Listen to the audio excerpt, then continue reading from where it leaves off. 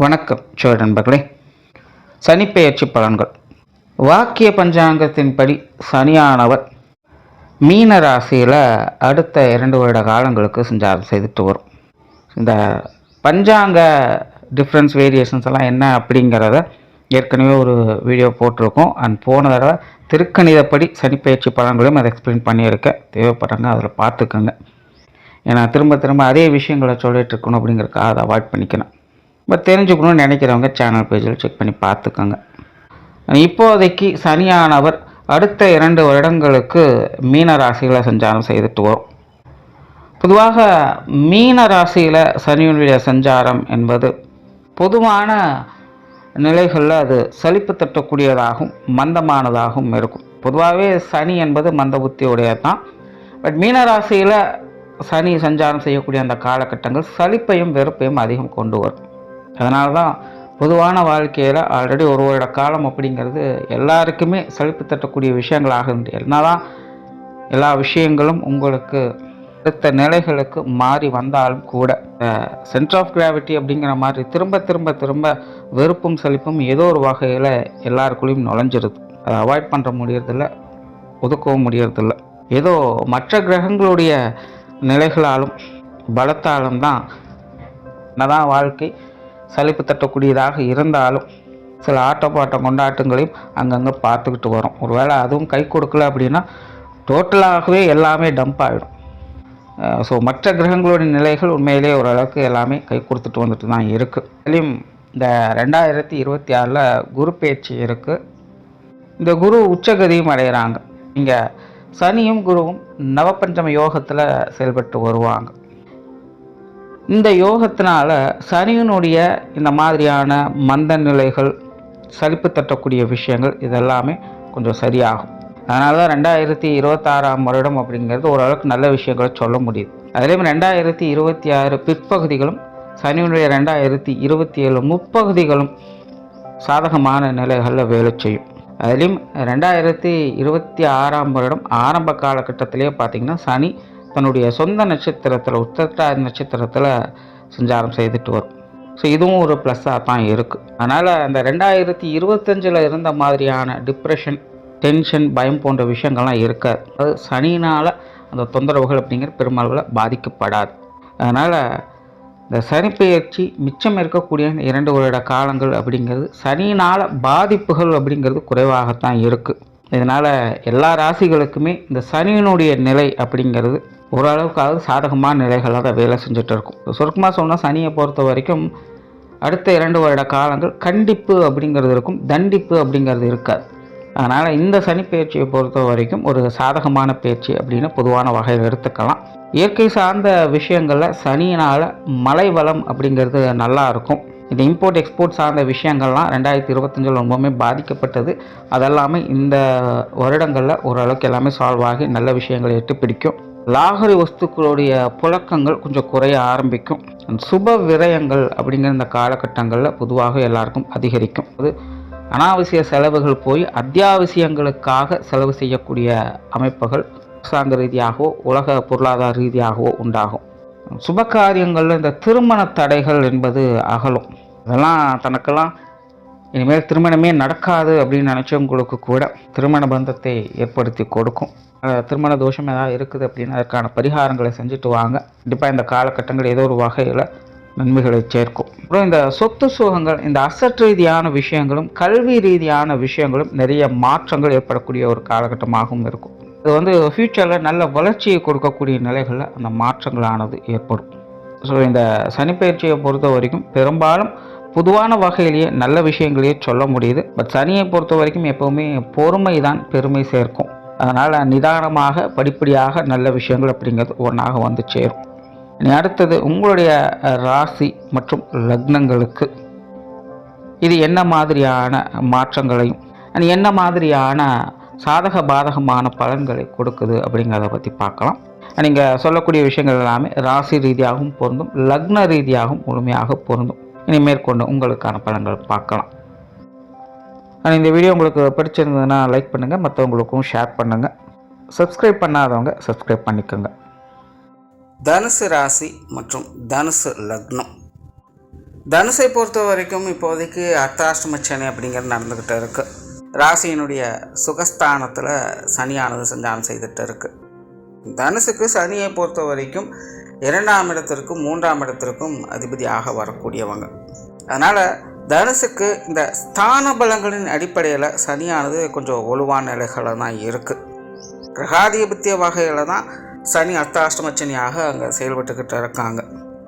இதனால் தனுசை பொறுத்த வரைக்கும் அது ராசியாக இருந்தாலும் சரி, லக்னமாக இருந்தாலும் சரி, எல்லா விஷயங்கள்லேயுமே ஒரு சமநிலையை அவங்க மெயின்டைன் பண்ணிக்கிட்டு இருக்காங்க. இருந்த போதிலும் அவங்களுக்கு ஒரு சாதகமான சூழ்நிலைகள் தான் இருந்துக்கிட்டும் இருக்குது. அதாவது ஒரு கெட்டது நடக்குது அப்படின்னாலும் தலைக்கு வந்து தலைப்பாக போச்சுங்கிற மாதிரி நல்ல விஷயங்களும் அவங்க பார்க்கத்தான் செய்கிறாங்க. இல்லை ஒரு நல்ல விஷயம் நடக்குது அப்படின்னாலும் கூட கை கெட்டியது வாய் கெட்டலி அப்படிங்கிற மாதிரி சில விஷயங்கள் அவங்கள விட்டு போகவும் செய்யுது. பட் எல்லாம் நன்மைக்கே அப்படிங்கிற நிலைகளை தான் இது எதுவுமே வேலை செஞ்சுக்கிட்டு இருக்கும். அதனால் தனுசை பொறுத்த வரைக்கும் முழுமையான நற்பலன்கள் அப்படின்னு சொல்கிறதுக்குள்ள, முழுமையான கெடுப்பலன்கள் அப்படின்னு சொல்கிறதுக்குள்ள, பட் சுதாரிப்புத்தன்மையோடு தனுசு ஒரு சமநிலையை எல்லா விஷயங்களுமே மெயின்டைன் பண்ணிக்கிட்டு இருக்குது.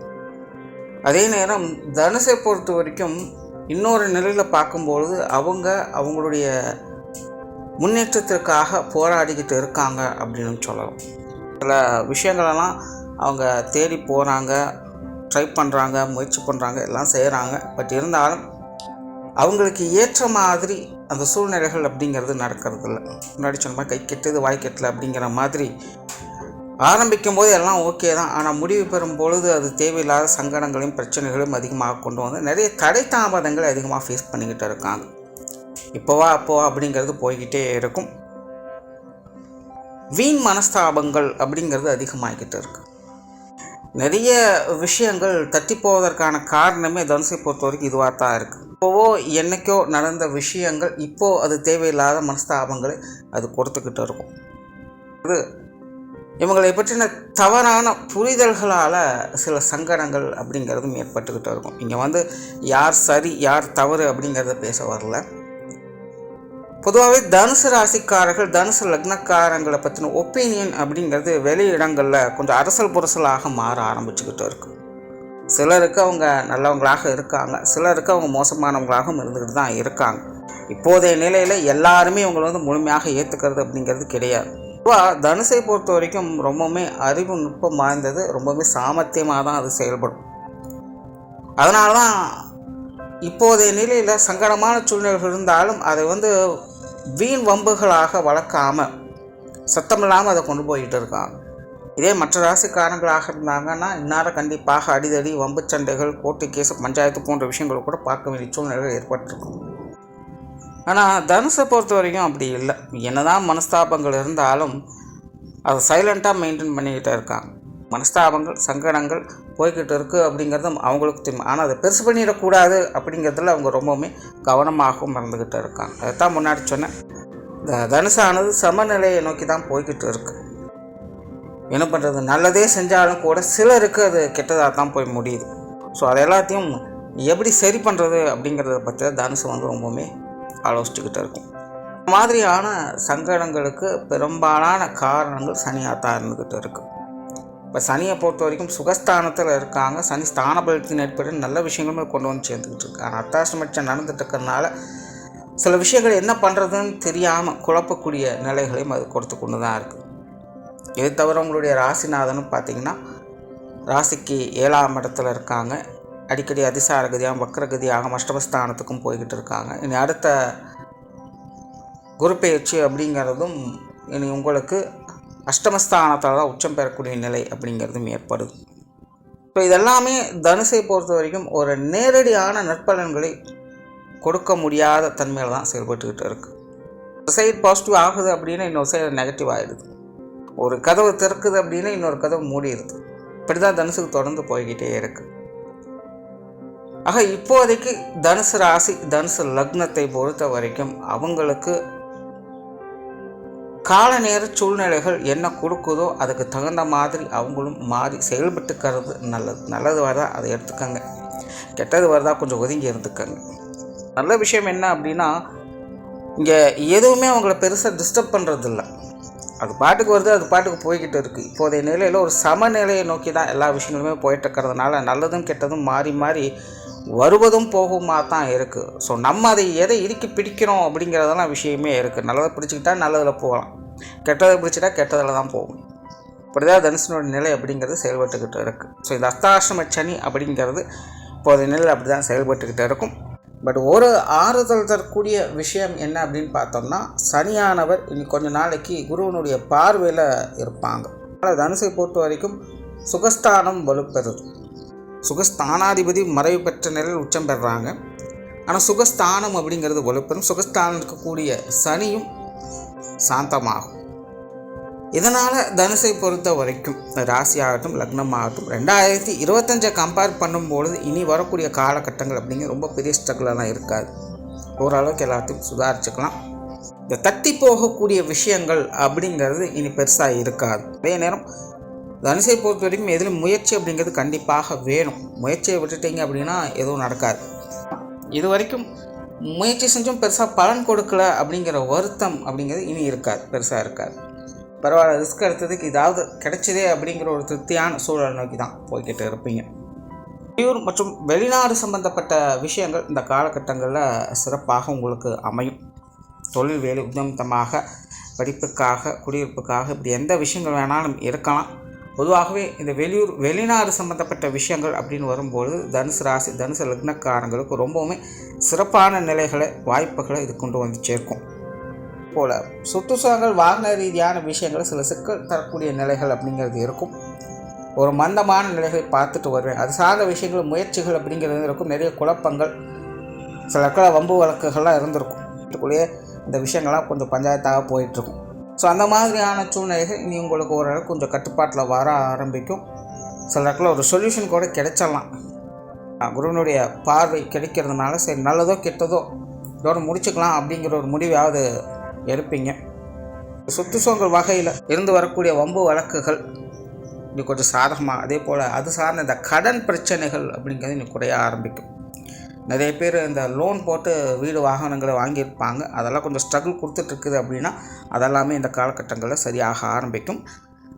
புதுசாக ஏதாவது லோன் எடுக்கிறீங்க அப்படின்னாலும் இந்த காலகட்டங்களில் சக்ஸஸ் கண்டிப்பாக இருக்குது. இப்போ தனுசை பொறுத்த வரைக்கும் இப்போதைக்கு அந்த விஷயங்களை கொஞ்சம் அவாய்ட் பண்ணிக்கோங்க அப்படின்னு தான் சொல்லுவேன்.